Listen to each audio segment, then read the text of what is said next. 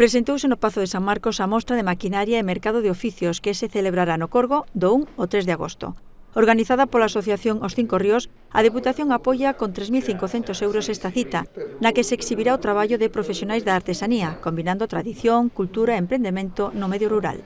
A Deputación de Lugo leva moitos anos concienciada na recuperación da súa tradición e, sobre todo, no arraigo desos valores tan tradicionais que desgraciadamente se están perdendo e que unhas asociacións como os Cinco Ríos pois permanecen vivos, non?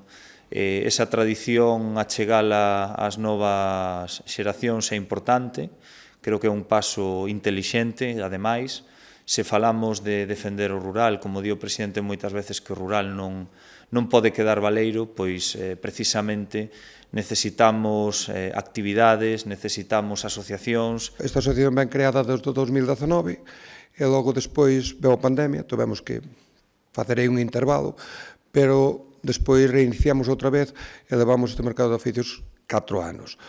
Unha cousa que non había no Corgo, unha cousa que necesitaba o Corgo como outras máis, pero esta pareceunos importante, e entonces, bueno, pois entre uns cuantos amigos creamos esa asociación, a cual hoxe pois debemos ter cerca de 600 socios.